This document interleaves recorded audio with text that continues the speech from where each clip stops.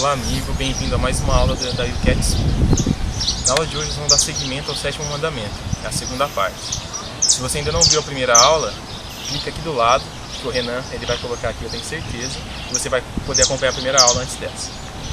Hoje, como você pode ver, o Renan não está aqui com a gente, ele está no período de descanso dele, então ele pediu para eu e a Mariana assumirmos a aula de hoje. Tudo bom, Mari? Tudo bom, Gustavo? E olha, a aula de hoje é super interessante, um tema um pouco polêmico, mas com certeza por muitas pessoas desconhecida. É sobre a doutrina social da igreja. E você, já ouviu falar sobre a doutrina social da igreja? Bom, esse é um dos pontos fundamentais que a igreja se reuniu para falar, para comentar sobre isso. E no qual essa aula estará explicando para você direitinho. Bom, daremos início com o parágrafo 438 do nosso UCAT School. Então, se você não está com ele aí, já pega o seu UCAT, já fique atento que nós iremos já fazer a primeira pergunta sobre esse tema. Por que tem a Igreja Católica uma doutrina social própria, sabe? Eu acho que a gente fala do porquê, a gente tem que falar o que é essa doutrina social, né? Porque talvez você já tenha até ouvido na sua paróquia, no seu grupo, na sua formação, mas ainda não teve um contato mais próximo com ela. A doutrina social é o quê? Toda pessoa, como filho de Deus, é constituída de dignidade. E a doutrina social vem justamente defender essa sua dignidade como filho de Deus, para impedir que qualquer ação, situação ou pessoa fira a sua dignidade como filho de Deus. Essa é a postura da doutrina social da igreja.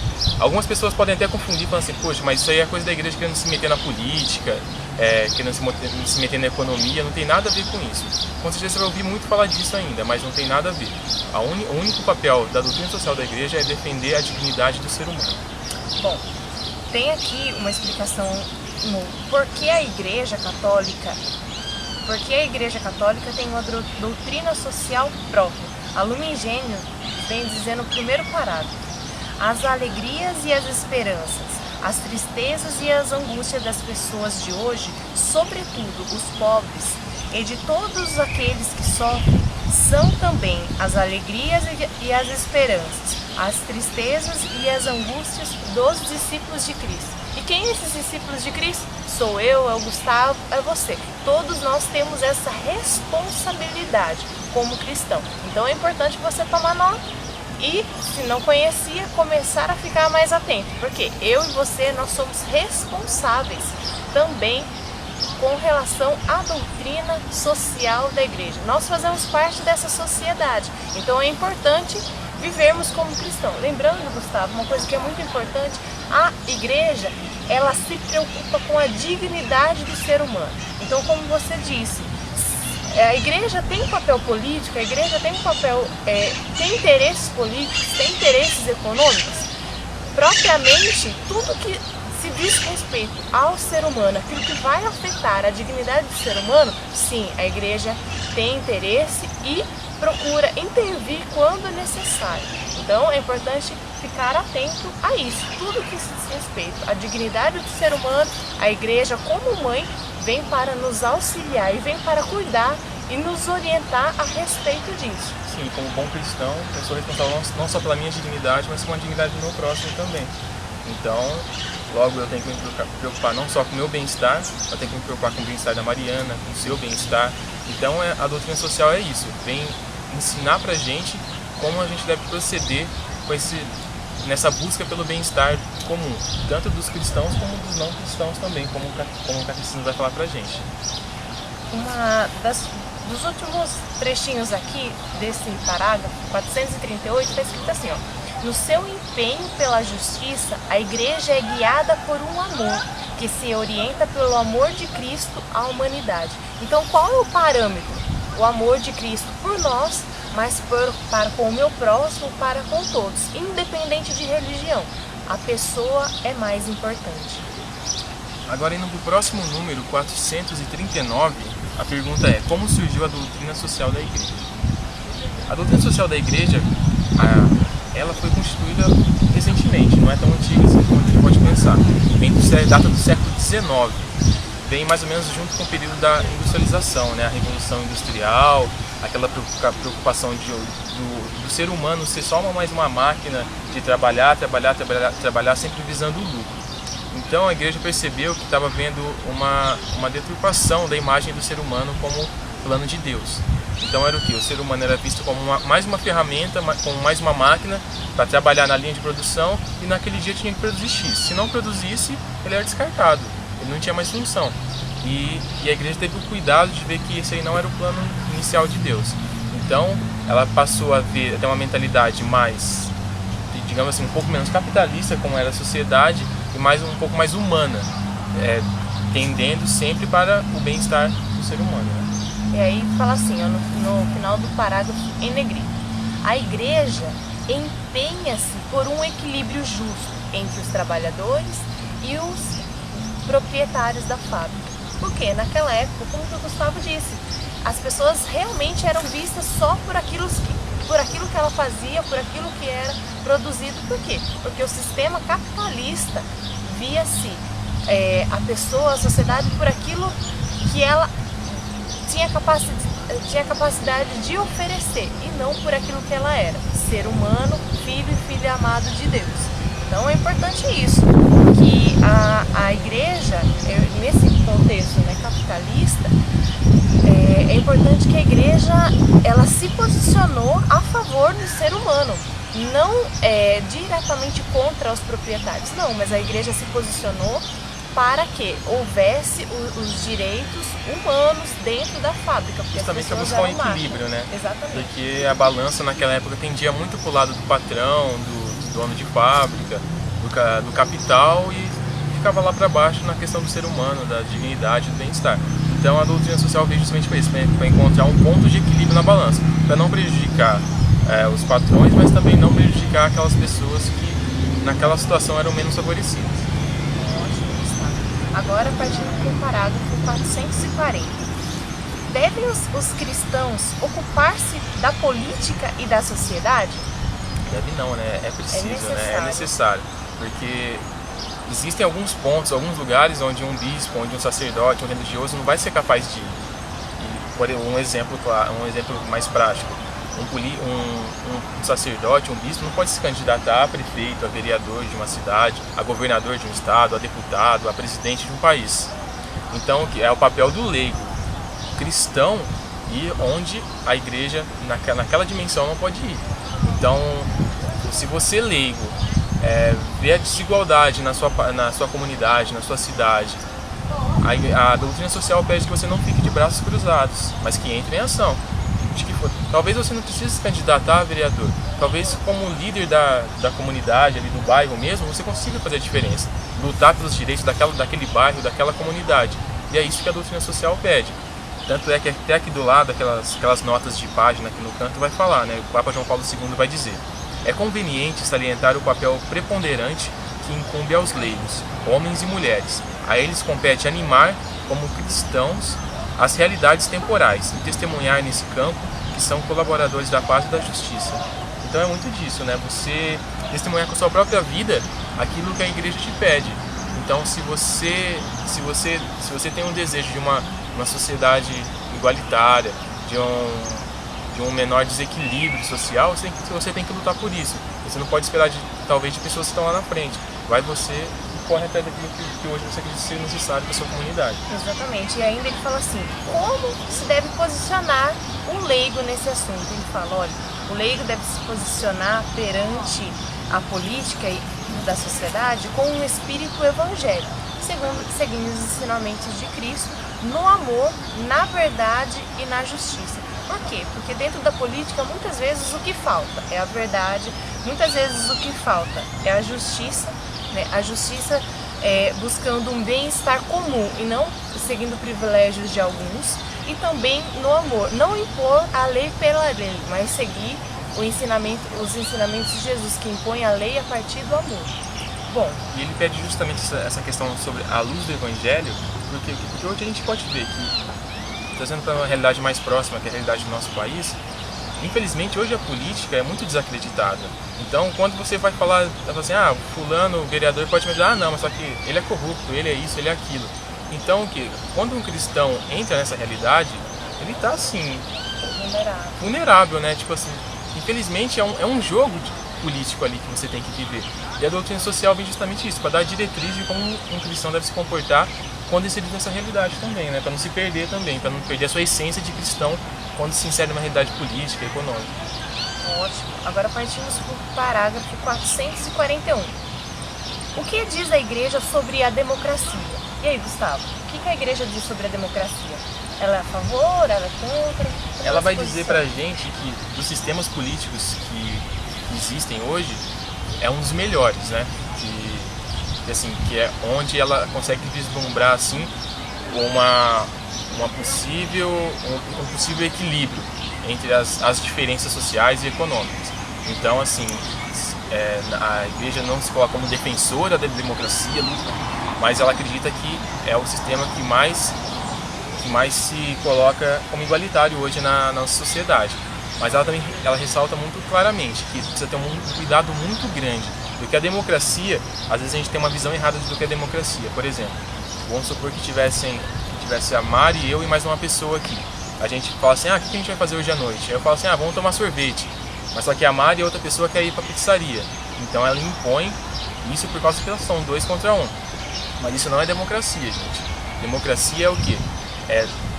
Pode sim ser resolvido com a maioria, mas desde que se beneficiem a todos. Então não adianta a Mari e essa outra pessoa querer ir para a pizzaria, mas se eu não tenho dinheiro para pagar a conta da pizzaria hoje à noite, se eu só tenho dinheiro para tomar um sorvete, então eu vou ser prejudicado. Isso não é democracia. Democracia é quando age em prol do bem comum. Então, quando se beneficiasse nós 3 a decisão, isso seria democracia, senão vira um totalitarismo, que é o quê? Você impor sobre o menor, sobre o mais fraco, sobre o mais humilde, a sua decisão que é melhor para você. Exatamente. E é importante salientar justamente isso, porque as pessoas costumam utilizar desse provérbio, a voz do povo, a voz de Deus, onde muitas vezes a maioria, ou melhor dizendo, uma minoria que tem um poder persuasivo maior, que é capaz de convencer muitos que são ignorantes a votarem a favor de uma lei visando um ponto de vista. Por exemplo, como nós vivemos no nosso país esse ano, a respeito sobre a lei do aborto, onde a maioria decidiu que não queria que o aborto existisse. Porém, visando o poder político, a lei foi aprovada. Então, é importante visar que a democracia, muitas vezes, é seguida pela voz do povo, é a voz de Deus. Porém, quando existe um valor político, um valor econômico, um poder capitalista muito maior atrás disso, que tem esse poder de persuasão, onde visa somente o direito, por exemplo, no caso da mulher e não da criança, não do ser humano que está dentro da barriga da mãe, é importante parar e observar que, além o que é essa lei, ou o que vai ser decidido, se realmente é a favor de todos ou a favor de alguns. Então, fica atento aí. Aí tem mais uma nota de rodapé aqui, né? De novo, do Beato João Paulo II, que ele vai falar: uma democracia sem valores converte-se facilmente num totalitarismo aberto ou dissimulado, como a história demonstra. Então, a gente tem vários casos, vários exemplos de ditaduras que surgiram em países que, em um primeiro momento, era uma democracia, só que um pouco mais aberta. Uma democracia onde todos iam ganhar o mesmo salário, ter os mesmos direitos, ter a mesma assistência. Só que quando a gente vê na prática, não é nada disso. Aquela falsa democracia que acaba virando uma ditadura impõe muitas outras restrições por trás, que acabam limitando o ser humano, como por assim dizer, né? Ótimo. Vamos partir para o 442? Vamos lá. Como avalia a Igreja o capitalismo e a economia do mercado? O capitalismo, assim, ela não vê algo como algo negativo. Não é algo extraordinário, mas também não é algo negativo, né? Porque ela fala, ela ressalta o que a Igreja? Que a economia como um todo, quando a gente fala de economia, a gente não está falando só de dinheiro, por assim dizer, a gente está falando de trocas, de câmbios e assim, tudo mais.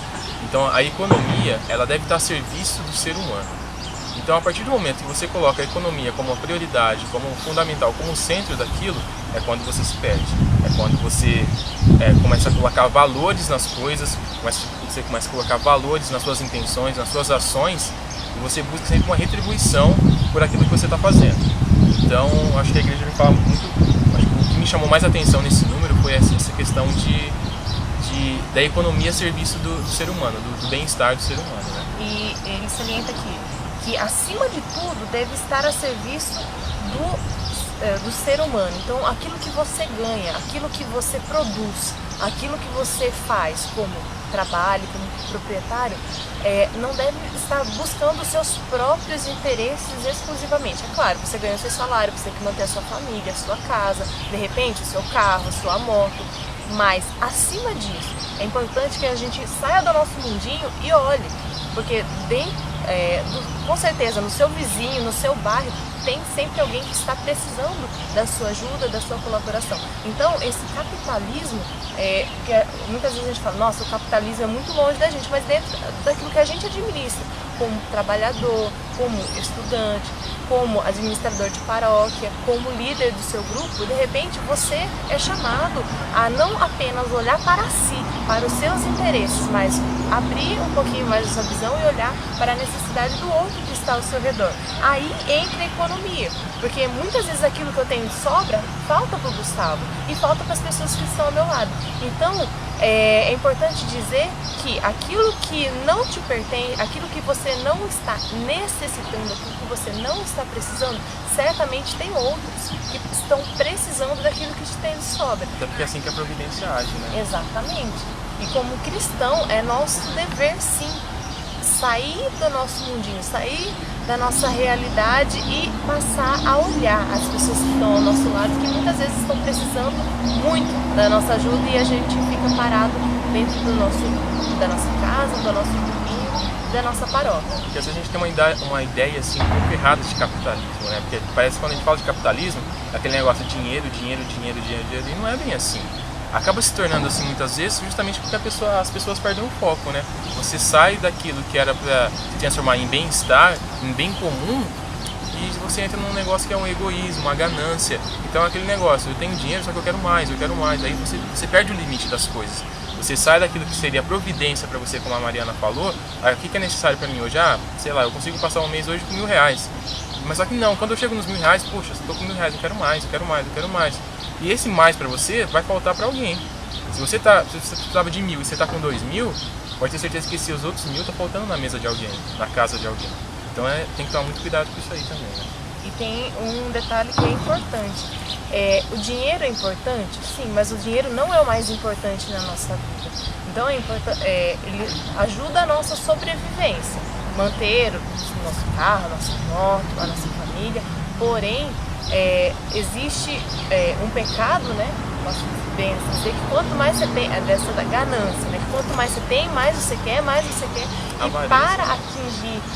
E para atingir esse objetivo de essa busca insaciável que você tem de querer ter para preencher um vazio do seu coração, onde muitas vezes você passa em cima de muitas pessoas para conseguir o seu objetivo, que, como eu disse, é insaciável, porque quanto mais você tem, mais você quer. E Madre Teresa de Calcutá vem dizer que quando nós nos damos por inteiro, sendo presença para o outro, o nosso coração é saciado, onde muitas vezes, quanto mais eu dou, mais eu tenho para dar, quanto mais amor eu dou, quanto mais atenção ao outro eu dou, nada me falta, porque daí Deus age também nisso.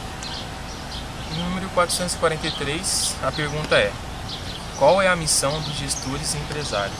Qual que é, Mariana? Bom, a missão dos gestores e empregados. Bom, ou melhor, dos empresários. A missão dos empresários é simples. Eu, como proprietário de uma empresa, eu preciso pensar: ok, a minha empresa precisa ter lucros, a minha empresa precisa se destacar entre as outras? Sim, porém, a minha empresa só acontece quando os meus trabalhadores executam bem o seu serviço. E para isso eles precisam sim de um salário digno, precisam de um descanso e precisam de benefícios, como por exemplo a saúde e a alimentação. Então é importante que os empresários tomem consciência de que ele sozinho não é capaz de tocar uma empresa, porque ele precisa que outras pessoas prestem serviços a ele. Então é importante que os empregados tenham salários justos E da mesma forma, os seus fornecedores, né, com relação à empresa, prestem bons serviços por aquilo que eles são pagos. Então, por exemplo, tem empresas que os patrões não conhecem os fornecedores, e aí o fornecedor cobra um valor muito alto por um produto inferior. E ele, pelo valor, por não conhecer o produto, então ele acaba sendo roubado pelos fornecedores. E ao mesmo tempo tem patrões que abusam dos funcionários cobrando salários muito inferiores da média e acaba gerando esse aborrecimento, né, nos funcionários e até mesmo um trabalho escravo. Até porque da mesma forma que os empresários e gestores têm o desejo de ver a empresa crescendo, a empresa se desenvolvendo, o negócio se ampliando, os trabalhadores, em uma dimensão diferente, têm os seus próprios desejos, né? Que é o quê? De aproveitar um final de semana com a família, de nas férias ter a condição financeira de poder viajar, levar os filhos para se divertir, poder ter a condição de levar a esposa para jantar à noite, um dia fora. E assim, não é nada de supérfluo, a gente fala, nossa, mas isso é desnecessário. Não, é uma condição que ele deseja dar para a família dele, né? Então assim, a gente também, da mesma forma que os empresários desejam, tem desejos, tem sonhos, os empregados também têm. Então assim, a gente não pode privar uma pessoa de ter uma vida social, de ter um lazer, porque tem alguém lá em cima que deseja mais e mais. Então a função do empresário, do gestor é justamente essa. Prezar pelo bem comum da empresa como um todo, mas do bem individual de cada funcionário também. E para isso ele precisa conhecer a realidade de cada funcionário. Tem uma nota aqui bem interessante que fala assim, olha, a economia precisa da ética da caridade e da ética da verdade. Será que eu, como empresário, estou administrando bem a minha empresa? Qual é o meu foco? Meu foco é o lucro? É o aparecer perante a sociedade? Sim, é um deles. Mas para que isso aconteça, é importante que eu haja com ética, com relação aos meus empregados, né? Com as pessoas que prestam serviço a mim. Por quê? Um trabalhador que é reconhecido, que é valorizado, certamente ele vai trabalhar melhor com interesse não, ele vai ter um desempenho melhor na sua função. Consequentemente, ele vai levar a empresa a crescer sim, a se destacar pela qualidade do produto que ela tem para oferecer. E, consequentemente, isso vai gerando para a empresa ela ser reconhecida de uma forma, tipo assim, o crescimento não vai começar com um lucro, com um percentual muito grande, uma margem muito grande de lucro para a empresa, mas ela vai começar pela qualidade e assim ela vai conseguir conquistar o mercado. O patrão, ele vai conseguir sim ter esse destaque perante a sociedade quando ele valoriza o seu empregado, e o empregado valorizado, ele começa a produzir de uma forma mais criativa, produzir de uma forma mais dinâmica aquilo que a sua função dentro da empresa, e aí sim a empresa vai ter um destaque perante a sociedade. Então isso é importante salientar. Bom, e agora? O que diz a doutrina social da igreja sobre os trabalhadores e desempregados? Então, o trabalho é algo que faz parte do ser humano desde sempre, né? Desde o início. Até aqui vai falar aqui um trecho do Gênesis, aqui, né, que está no capítulo 2, versículo 15, diz: o Senhor Deus tomou o ser humano e colocou-o no jardim do Éden, para o cultivar e o guardar. Então assim, desde o início, Deus já tinha confiado um serviço, um trabalho ao homem, né? Que no início era cuidar e cultivar do jardim do Éden. Então assim, o trabalho por si faz parte do ser humano. Então assim, o desemprego é uma realidade que a igreja combate com a doutrina social. Então é claro que o trabalhador ele tem a necessidade, tanto assim, a necessidade material de prover, um pai de família tem a necessidade de prover o sustento, bens materiais para sua família. Então assim, o trabalho é uma realidade inserida sim, e que a igreja se preocupa, a igreja dá muita atenção a isso. O trabalho, ele dá a realização do homem. Então, é uma das formas que o homem se realiza, uma forma que o homem ocupa o seu tempo. Por quê? Tem um ditado que diz: cabeça vazia, oficina do demônio. Então, o trabalho ajuda o homem a se realizar como ser humano, posso dizer assim. Por quê? Porque a pessoa que é, entre aspas, desocupada, que não tem compromisso com nada, entendeu? Ele vai viver? Não, ele vai sobreviver. E como que é bom, como é gratificante você acordar cedo e falar, olha, hoje eu tenho um dia intenso de trabalho e ao chegar em casa, oh, louvado seja Deus, eu venci mais esse dia de trabalho. E no final do mês, como todo trabalhador, mereceu o seu salário digno. Até porque o trabalho, por si só, é uma forma de servir o próximo, né? Então, assim, independente do emprego mais humilde até o dono da maior empresa multinacional, a função dele é uma só, servir aos outros. Então não interessa, se o presidente daquela empresa está ali, ele está servindo não só os próprios funcionários daquela empresa, mas também todas as pessoas que de alguma forma usufruem dos produtos deles, né, dos serviços dos produtos. Aí você imagina só, Mari, se você chegasse na sua casa todo dia à tarde, o lixo não tivesse sido recolhido. Imagina o caos que ia ser. Imagina se você chegasse no hospital, só que não tivesse ninguém para te atender. Imagina o caos que ia ser. Então, assim, todo o trabalho, independente do grau de importância, do grau de remuneração, do status que tem, é essencial, porque é uma forma de servir ao próximo. E agora entra um ponto importante, Gustavo. Você acredita que existem pessoas que se escondem por trás do trabalho e trabalha, buscando sempre mais, e acaba acontecendo o que com elas?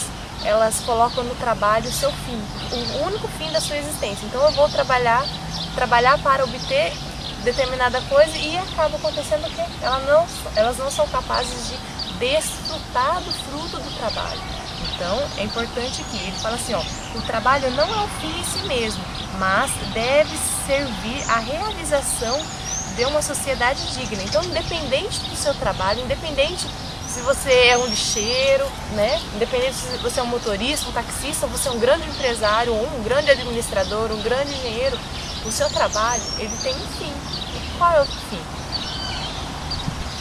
O fim do seu trabalho deve estar voltado à realização da sociedade e em prol da dignidade humana.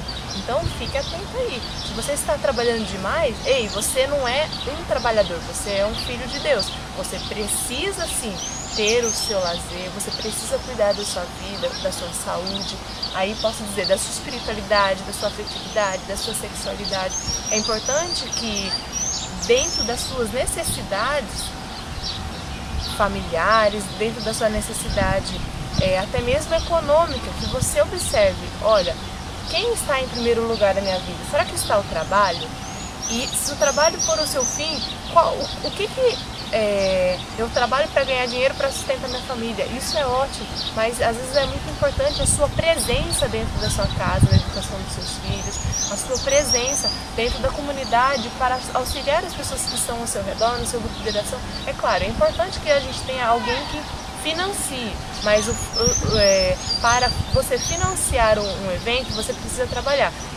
Porém, é importante que você olhe com esse âmbito da ganância, né? Eu estou trabalhando só para obter dinheiro a fim de estar voltado para as minhas necessidades, as minhas realizações, ou eu trabalhando, eu não tenho condição de estar presente, mas eu me faço presente ajudando uma obra. E a doutrina social age muito forte nessa questão desse número 444 do trabalho, né?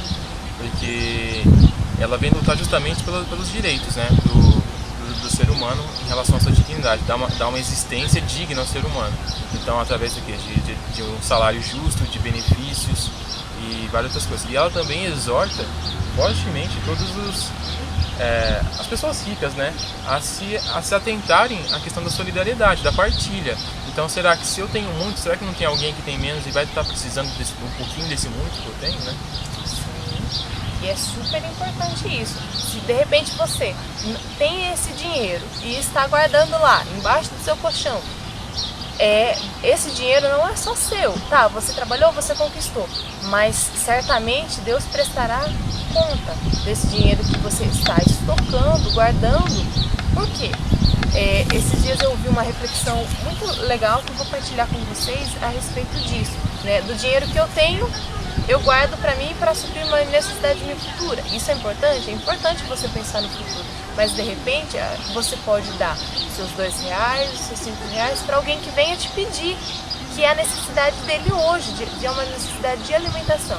Aí eu ouvi a seguinte observação: ah, mas eu vou ajudar a pessoa e ela vai comprar droga, ela vai comprar bebida, sei lá o que ela vai fazer com esse dinheiro. Mas é importante saber que você será julgado por aquilo que você faz. Se você doa esse dinheiro na intenção de ajudar a pessoa, Deus vai ver essa sua boa obra. E se a pessoa pede o dinheiro e recebe e usa com uma má intenção, ela também terá o seu juízo. Então, vale essa observação. Você será julgado pela intenção do seu coração, independente do que a pessoa vai fazer com esse dinheiro. Ela vai ser julgada lá no juízo final. Porém, você está exercendo a caridade. Até porque a providência de Deus é abundante, né? Então, o que Ele dá para você hoje é para hoje, não é para amanhã. Então, às vezes a gente fica com aquele medo assim, nossa, mas pode me faltar amanhã.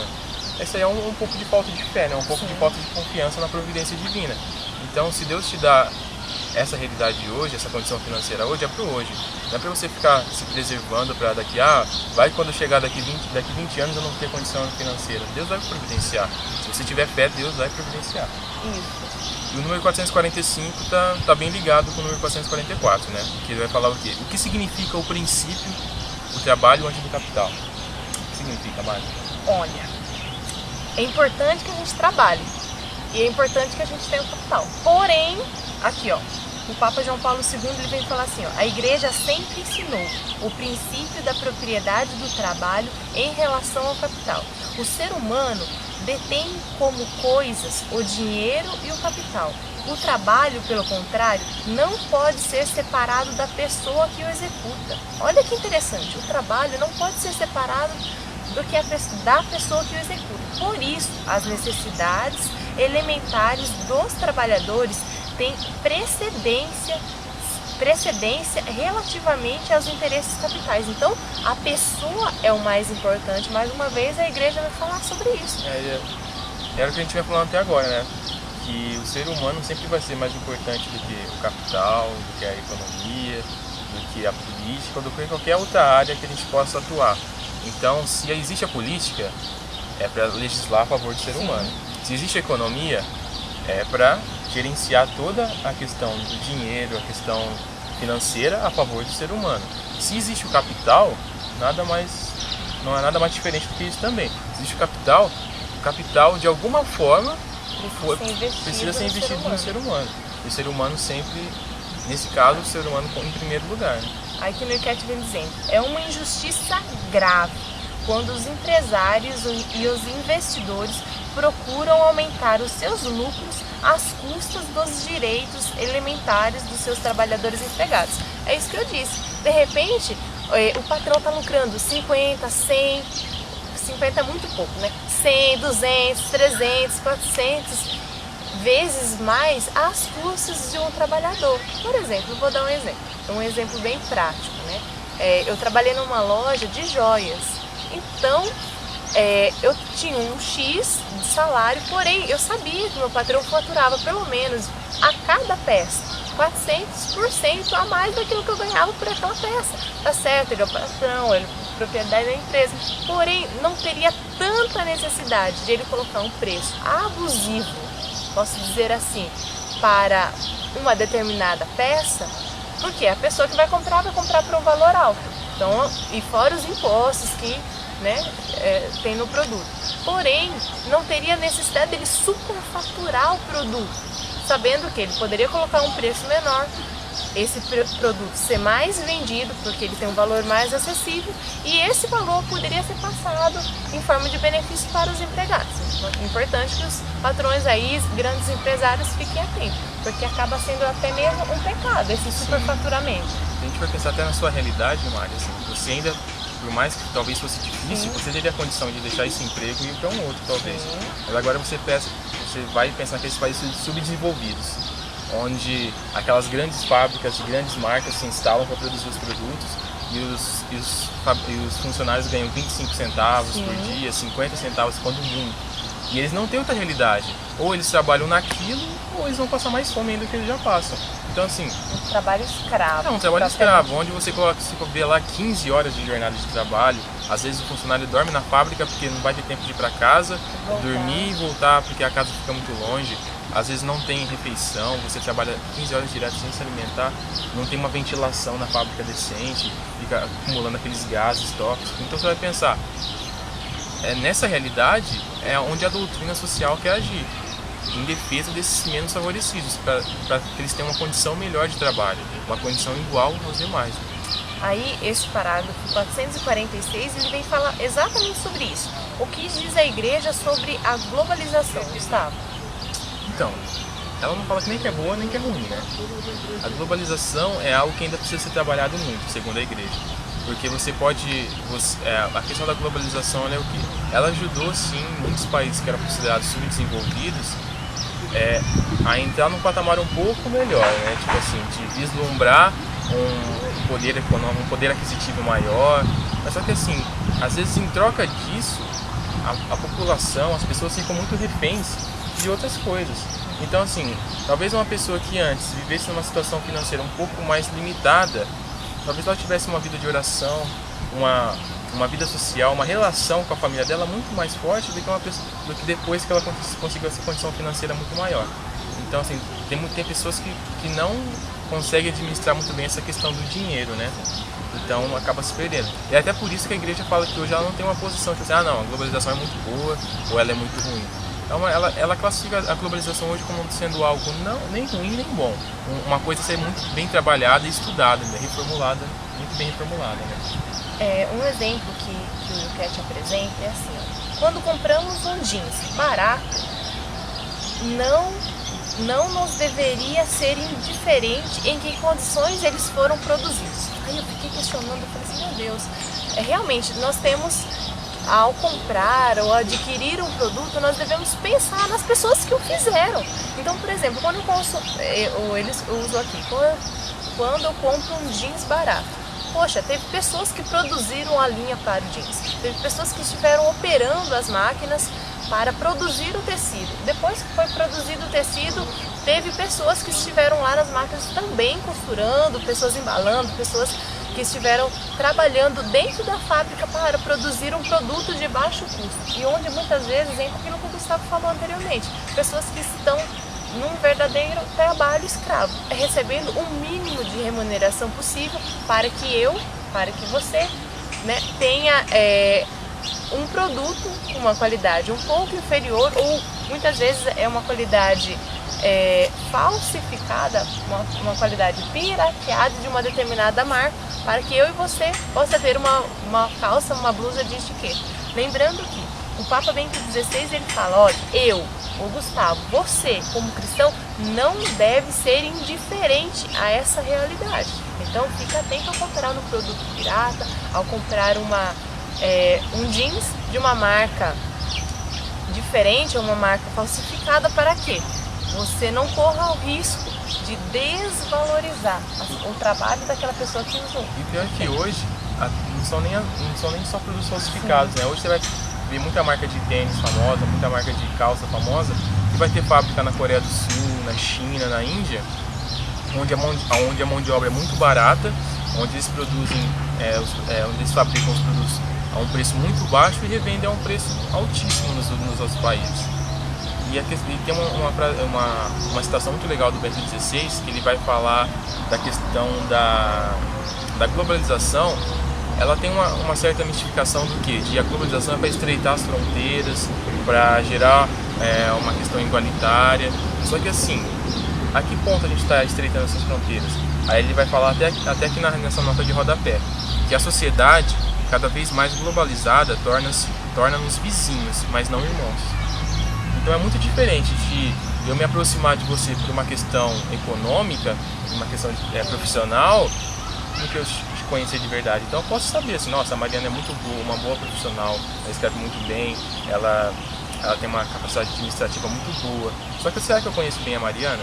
Será que eu sei realmente quais são as necessidades dela? O que eu poderia ajudar a Mariana como pessoa, como irmão? Talvez não. Então a globalização, ela dá uma falsa impressão de aproximação de países, de povos, de línguas. Só que na verdade a gente se aproxima até um certo ponto, até onde é interessante pra gente. E a partir dali a gente vai ter interesse mais.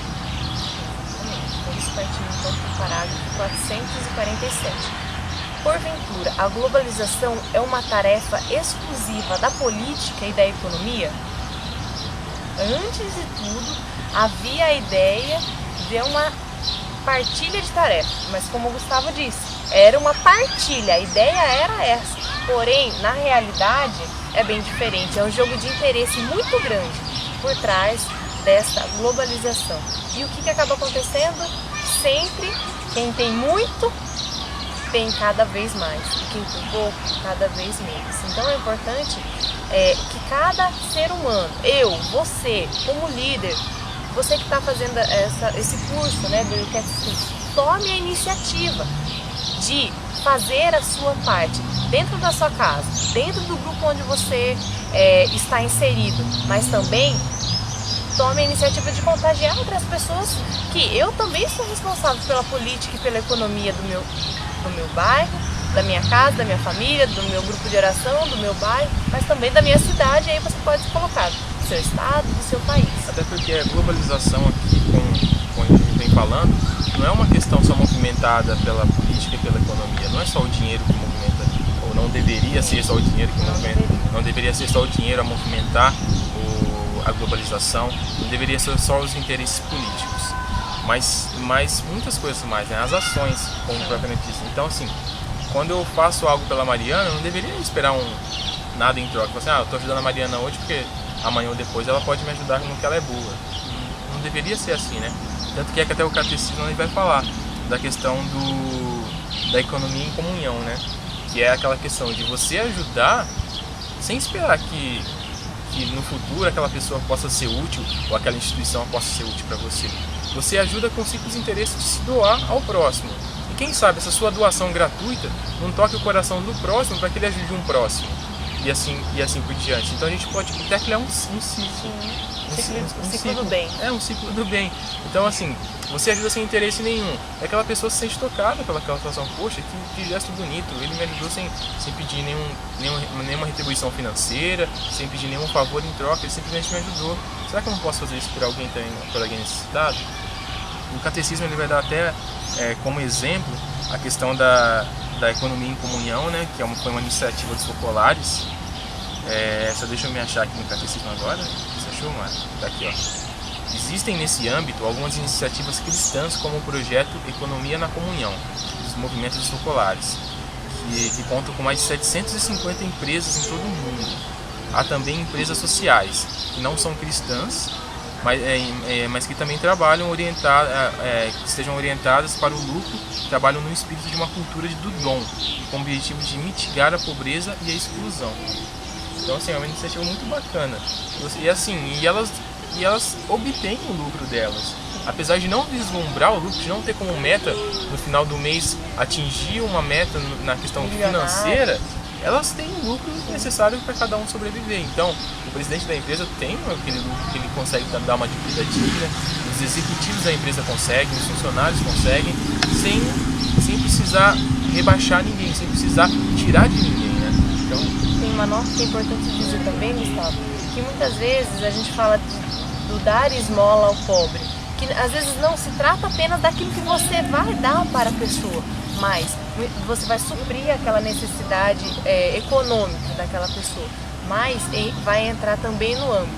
Será que aquela pessoa só precisa daquele R$1, daquela gorjeta que eu posso dar a ela? A pessoa precisa de que eu abra a ela os olhos, o sentido para uma autoestima, uma formação efetiva com relação à pessoa. Será que ela está nessa situação de pedinte, de até mesmo andarilho, mendigo, desempregado, porque ele quer? Não, muito pelo contrário. Às vezes a pessoa precisa de um abraço amigo, às vezes a pessoa precisa de um olhar, um sorriso, porque muitas vezes é humilhante para a pessoa estar pedindo alguma coisa. E aí a autoestima dela está muito baixa, né? E é necessário nós, como cristãos, não ser indiferente, mas chegar junto e falar, olha, você precisa mesmo desse dinheiro, você precisa realmente dar atenção, por isso que você está pedindo. Então é importante aqui, fala aqui, ó, aqui não se trata simplesmente de dar esmola aos pobres, mas dele abrir um caminho para uma liberdade econômica, no sentido de uma ajuda para a autoestima, para a autoajuda. Existem nesse âmbito algumas iniciativas cristãs, como o Gustavo bem disse, né, que é o movimento Economia na Comunhão, que é dos focolarinos, e tantas outras empresas que investem na pessoa, não somente como funcionário, como empregado, mas também investem nesse âmbito da educação, da formação desse indivíduo, para que ele possa sair dessa realidade de pedinte, de miséria, né? Qual é o próximo, Mari? 448. São os pobres e o subdesenvolvimento um destino inevitável? Será, Gustavo? Será que todos os pobres vão continuar sendo pobres? Os ricos sempre continuarão sendo ricos? Isso Não, pode né? ter, pode ser inevitável? Não, essa é uma realidade que, assim, que não era plano original, Sim. né? Não era um plano original de Deus, ninguém sofrer, ninguém ficar doente, ninguém passar fome, ninguém passar por necessidades, privações, nem nada disso. Então, com certeza não é um cenário impossível de reverter. É muito possível de reverter. Até com a questão das pessoas mais favorecidas se atentando nessa realidade, né? Tomando consciência mesmo dessa realidade, de que, assim, se talvez hoje tem um irmão necessitado, talvez ela pode ser aquela mão amiga, aquele braço amigo de estender para a pessoa e ajudá-la, né? Então, sem dúvida, não é um cenário irreversível. E o Ketty aqui aponta até um dado triste, né? Falando que no mundo hoje 1,4 bilhões de pessoas são obrigadas a viver diariamente com menos de €1. Hoje o euro deve estar quanto? Uns 2,60 mais ou menos? Aí você imagina, você ter que fazer todas as refeições do seu dia com R$2,60. Você tem que tomar café da manhã, você tem que almoçar, você tem que lanchar, jantar com R$2,60. Então, assim, é uma vida que... Urgência, praticamente. Sim, é uma vida que não tenho dúvida nenhuma que não foi plano de Deus para ninguém, né? Aí tem uma nota aqui de Paulo VI que fala assim: a igreja estremece perante esse grito de angústia e convida cada um, eu, você, a responder esse apelo dos meus irmãos, que de repente não está sofrendo esta realidade aqui no Brasil, mas está sofrendo essa realidade no mundo, em Angola e em muitos outros países subdesenvolvidos. Lembrando que aquilo que eu tenho de sobra na minha mesa, certamente falta na mesa do meu irmão. Então é importante a gente ter consciência também diante daquilo que a gente, por exemplo, que a gente come. De repente, na minha casa, nós somos em 7. E sempre eu faço uma determinada quantidade de comida e sempre sobra. E essa sobra acaba indo pro lixo, né? Deixa para um dia para o outro dia aí sempre acaba indo pro lixo. E aquilo que me falta, muitas vezes as pessoas não têm o que comer. Eu acho que resume muito bem esse número, essa frase aqui, né, de São João Crisóstomo, que vai falar assim: não deixar os pobres participarem dos nossos bens significa roubá-los e tirar-lhes a vida. Não são nossos os bens que possuímos, mas os deles. Então, assim, se você tem muito e acaba não utilizando, ou utiliza de forma incorreta, de forma irresponsável, não é isso que você tem a mais não é seu, você está privando alguém de ter. Então é algo muito sério. Agora temos o parágrafo 449. Que significado tem os pobres para a igreja? Gente, os pobres é a riqueza da igreja, como diz São Francisco de Assis. Então é importante nós ter consciência disso. Cristo é o modelo de amor aos pobres. Ele nos dá o exemplo. E ainda vem dizendo aqui na bem-aventurança: bem-aventurados os pobres de espírito, porque deles é o reino do céu. O pobre tem um valor muito rico para a igreja. Nossa, é até contraditório dizer, os pobres é a riqueza da igreja. Porém, Jesus está escondido nele. Onde ter um ser humano, independente se ele seja rico ou seja pobre, como diz o catecismo, Jesus está presente nele. E o nosso amor ao pobre precisa ser um amor a Cristo que está nele. E a pobreza que vem falar nesse número aqui não é só uma pobreza na questão Material. econômica, né, financeira.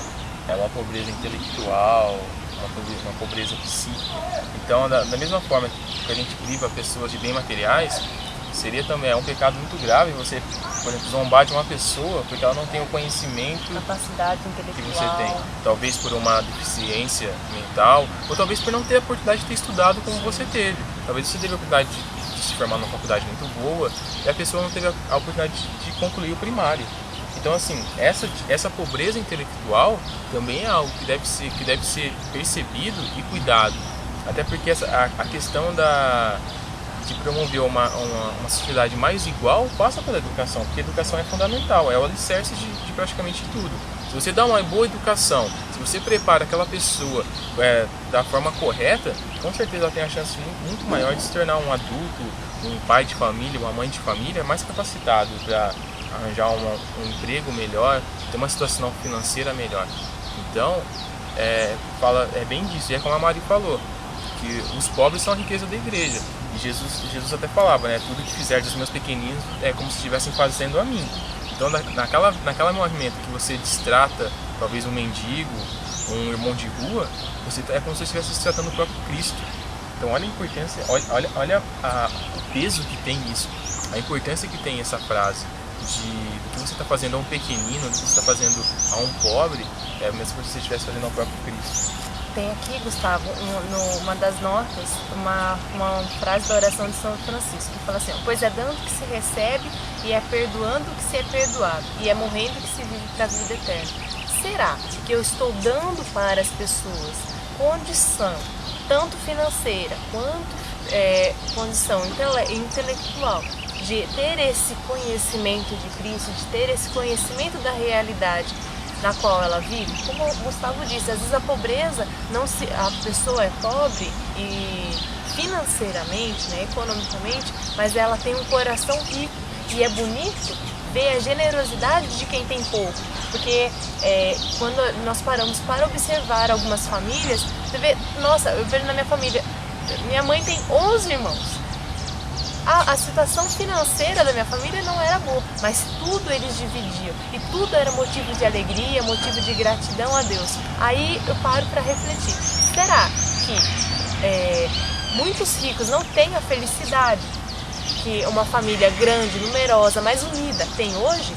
Mesmo tendo várias casas, iate, carro, mas a felicidade brota do coração de quem é pobre, humilde, aquele que é capaz de agradecer tudo e em tudo depender de Deus. Então é importante também deixar para você essa reflexão de que muitas vezes os pobres, mais pobres, em tudo eles dependem de Deus. E é importante que nós também tenhamos essa capacidade de observá-los e aprender com eles, e deixar também que esse aprendizado transforme a nossa vida, né? Porque isso é também viver o Evangelho. Eu aprendo com aqueles. Eu estou ajudando, sim, eu estou investindo o meu dinheiro, investindo o meu tempo na formação de um ser humano, na formação de alguém que precisa da minha ajuda, mas eu também tenho muito que aprender com eles. Aí aqui no Pará, 450 agora, exatamente. O penúltimo, já a gente está acabando já. Quais são as obras de misericórdia corporais? Aí ele vai falar quais são essas obras aqui. A primeira é dar de comer a quem tem fome, a segunda, dar de beber a quem tem sede, a terceira, vestir os nus, a quarta, dar pousada aos peregrinos, a quinta, assistir aos enfermos, a sexta, visitar os presos, e a sétima, enterrar os mortos.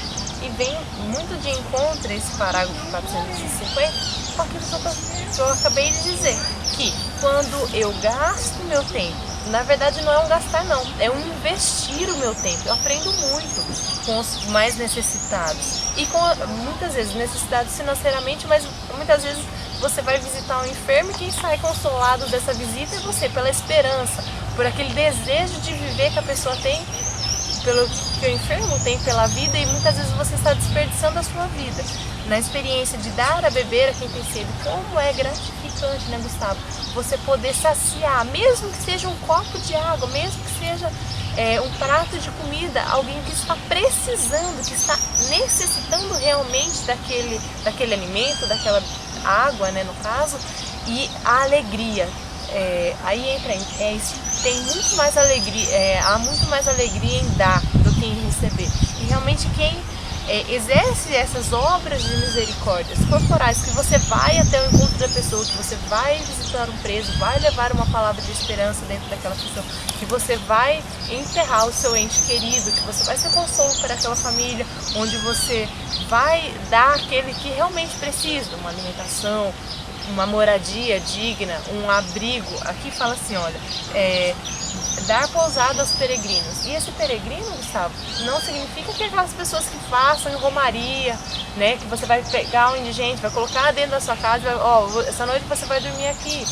Não, onde muitas vezes você vai dar abrigo a um coração que está solitário. Às vezes é o seu vizinho que precisa ser confortado, que precisa ser acolhido dentro do seu coração.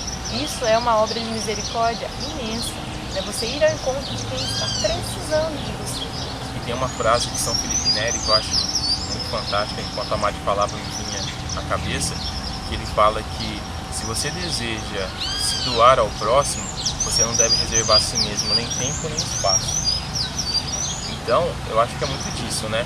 De essas obras de misericórdias corporais, nada mais é do que uma doação completa. É aquele negócio de ter o Cristo como nosso exemplo de homem, de referência de um cristão por excelência como ele foi. E eu acho que viver esses passos aqui, praticar esses atos de misericórdia, essas obras de misericórdia, nada mais é do que fazer os mesmos caminhos que Jesus fez quando homem, Deus, passar pelas mesmas situações que talvez ou situações semelhantes que ele tem enfrentado, que ele tem se deparado. E sinceramente, eu acho que não tem nada que pague um sorriso, um obrigado, um Deus abençoe que uma pessoa diz para você quando você ajuda ela em qualquer que seja uma dessas situações aqui, né? Quando você visita no hospital, quando você dá um prato de comida para quem tem fome, e a alegria que ela se coloca diante daquilo. Eu acho que realmente não tem preço. Para finalizar agora, Mari, 451. A gente falou das obras corporais, das obras de misericórdias corporais, agora a gente vai falar das espirituais. Quais são as obras de misericórdias espirituais? Aí ele vai citar também aqui que a primeira é dar o bom conselho, o segundo, ensinar os ignorantes, o terceiro, corrigir os que erram, o quarto, consolar os tristes, o quinto, perdoar as injúrias, o sexto, sofrer com paciência as fraquezas do nosso próximo, e o sétimo, rogar a Deus pelos vivos e defuntos. Bom, essas obras de misericórdias espirituais, elas estão diretamente ligadas às corporais. Porque se eu sou capaz de dar um copo d'água a alguém que precisa, como eu não vou ser capaz de rezar? Que aparentemente é mais fácil, né? Mas ela apresenta algo bem interessante que eu vou dizer para vocês. Bom, quando eu dou um bom conselho, uma palavra de sabedoria, uma palavra de esperança, uma palavra de ânimo, pode devolver a vida, pode dar a vida novamente para alguém que está precisando. Às vezes não custa muito, custa você gastar o seu tempo, ou melhor, investir o seu tempo dando atenção. Muitas vezes a pessoa precisa ser ouvida, precisa ser acolhida naquilo que ela está vivendo, mas de repente você não tem condições de visitar alguém na cadeia, mas você tem condição de ouvir a pessoa que está ao seu lado, você tem condição de ensinar. De repente a pessoa está vivendo em um pecado por causa da sua ignorância, ela está vivendo e não tem consciência daquilo que ela está vivendo, ela está fazendo determinada coisa que está indo contra a vida dela e contra a vida de outras pessoas, mas por ignorância. E é dever do cristão, eu acho que essa palavra dever é uma obrigação do cristão, orientar com misericórdia, porque é um ato de misericórdia, dar um bom conselho, orientar a pessoa que vive na ignorância, onde muitas vezes é caridade, é um ato de misericórdia, é a palavra, caridade. Corrigir, né? Corrigir os errantes. Então muitas vezes é muito fácil, é muito cômodo para nós. A pessoa está fazendo alguma coisa errada, deixa ela que se dane na minha vida. Isso não é atitude de cristão. É importante tomarmos consciência de que se o meu irmão está fazendo algo errado e eu percebo, eu sou a primeira pessoa a agir com misericórdia para com ele em: ô meu irmão, senta aqui, preciso conversar com você, e orientá-lo com caridade, dar esse bom conselho a ele. E aí entra aqui, consolar os tristes. Como é bom receber uma palavra de consolo, como quando nós estamos com o coração angustiado, às vezes a gente fala que o meu coração não cabe dentro de mim, tanta angústia, tanto sofrimento que a pessoa está vivendo, e quando ela tem a atitude de falar, de desabafar, quanto isso faz bem. E se você é cristão, por que não parar, rezar, dar uma palavra de consolo para essa pessoa? Aí agora tem o quinto, que eu acho que dos que está aqui é o mais difícil de viver, que é perdoar as injúrias. O próprio Cristo nos ensina a perdoar 70 vezes 7 sem esquecer, 70 vezes 7 por dia. Perdão não é esquecimento, perdão é um ato de decisão. Então é importante muitas vezes perdoar, não somente uma atitude errada da pessoa, que ela age com ignorância ou não para conosco. Má intenção ou boa intenção, as pessoas erram porque querem acertar. Então é importante levar isso em consideração. Mas às vezes esse perdão pode ser de uma dívida, porque daí esse perdão vai te ajudar a agir sem interesse para com a pessoa. Olha, eu empresto, Gustavo, esse livro para você. Às vezes eu tenho a mania de falar, toma, eu te dou, porque eu sei que se a pessoa me devolver vai ser ótimo, mas eu já empresto dando para a pessoa. Então é importante esse perdoar as injúrias. E aqui, ó, outro que é bem delicado, sofrer com paciência as fraquezas do próximo. Muitas vezes é um ato de amor, é um ato de misericórdia diário que você tem para com uma pessoa mais idosa ou até mesmo uma criança. A mãe fica falando 10 vezes, 20 vezes a mesma coisa, a criança ainda não é capaz de compreender aquilo que a mãe fala. E a mãe tem que ficar falando todas as vezes. Isso aqui é ensinamento, né? Ensinamento para nós. É necessário que nós gastamos esse tempo, tenhamos paciência com os mais jovens, mais infantis, mas também com os mais velhos. Os mais velhos têm uma dificuldade grande em guardar as coisas, então é necessário que a gente fique lembrando eles constantemente. É um ato de misericórdia, se você seguir por aqui, é você seguir os passos de Jesus. Eu acho que tudo isso aí, tanto as corporais como as espirituais, as obras de misericórdia, elas se resumem em uma palavra, né? Acho que é a caridade mesmo, né? E a caridade é algo que você pratica, mas parece que você que recebe toda a recompensa, né? Quando é um ato desprendido, sem esperar nada em troca, quando você realmente, de coração aberto, amando o próximo, pratica qualquer uma dessas obras citadas aqui ou outras até, parece que você que recebe, né? Parece que você fica impressionado como a misericórdia de Deus é tão abundante que ela não atinge só aquela pessoa que era necessitada, mas ela atinge o seu coração também. Você se sente uma pessoa, parece mais realizada, um pouquinho mais completa, se sente mais alegre, mais feliz. E é um negócio viciante, né? Porque quando você pratica a primeira obra, você quer sentir aquilo de novo, você quer fazer outras pessoas experimentarem também isso. Então você vai começar a praticar e é um negócio que vai criando um certo vício, um vício bom, sim, claro. E eu acho que é isso, né, Mari? Essa parte do eu quero nós finalizamos. O sétimo mandamento foi esse, pessoal. A segunda parte do sétimo mandamento. Quem não viu ainda a primeira parte do sétimo mandamento, provavelmente vai ter um link aqui embaixo, em algum lugar, que o Renan vai colocar na descrição do vídeo. Você vai lá e acessa também para assistir. E a gente queria agradecer você que acompanhou essa aula com a gente. Na próxima aula provavelmente o Renan já vai estar de volta, então vocês vão assistir a próxima aula com ele e mais alguém, que a gente não sabe quem ainda, beleza? Então fiquem com Deus, Deus os abençoe e até a próxima vez. É isso mesmo, fica com Deus, Deus abençoe, lembrando das obras de misericórdia, tanto espirituais como corporais, é importantíssimo praticá-las, então fica como dever de casa. O que você acha, Gustavo? Ótimo. Praticar as obras de misericórdia para com o seu próximo. Deus abençoe, até a próxima, fica com Deus. Tchau. Tchau.